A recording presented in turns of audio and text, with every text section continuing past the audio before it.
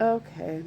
So I guess the only way to do this is in a story time because I don't know how else to even get through all of this. The last 2 weeks have been absolute fucking hell.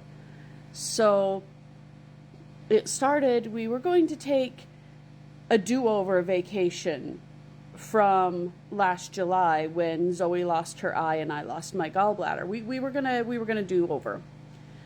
Decided to go down to Arizona, see the Hoover Dam, the Grand Canyon, check out some areas around Flagstaff, go to Sedona. Just take a week, a little bit more than a week, and just see some things that we've never seen before.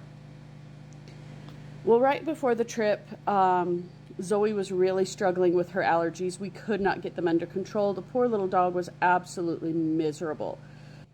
We decided that we were going to take her with us on this trip and we're going to spoil her rotten, and then we were going to euthanize her when we got home because it was time. So we took her.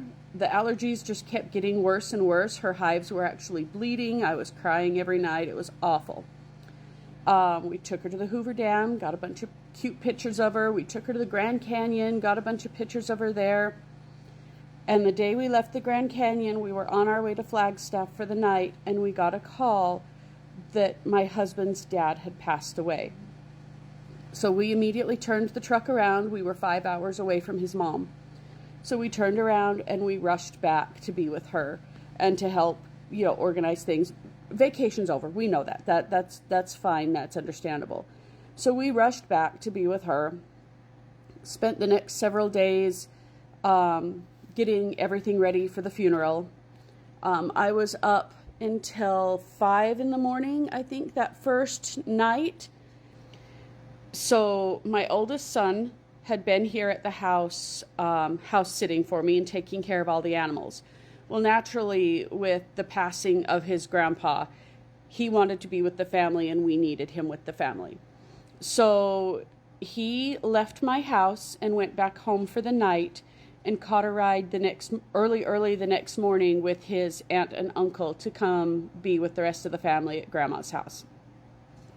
So later that night, the next night after my father-in-law passed, I checked my cameras and saw that all my turkeys were out.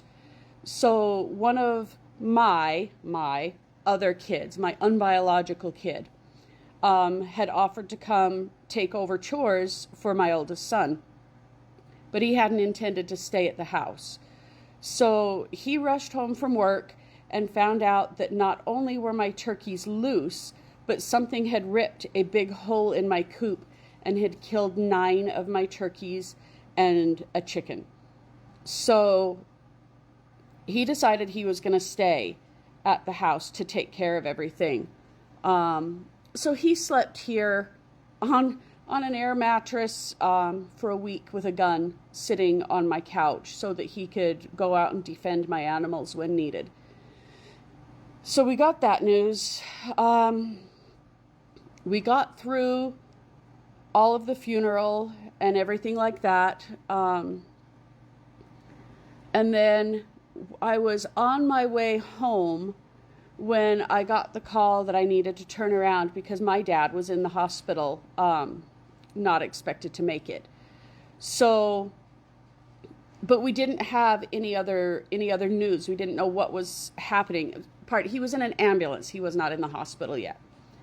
So we were so close to home that we decided we were going to rush back home first and take all of our vacation stuff, all of our camping gear, our bikes, everything like that off the truck and quickly repack to go back and be with my dad.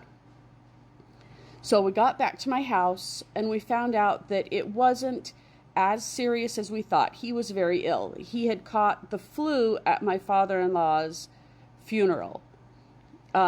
So he's okay now. He was able to work through that, but now my mother has the flu and she's quite sick. I'm also coming down with it today, so that's great.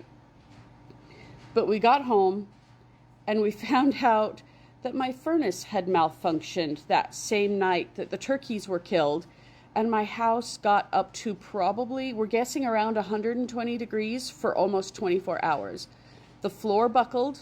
All the food in the fridge went bad. A lot of the food in the pantry has melted. Candles melted up in my cupboard. It was just a mess.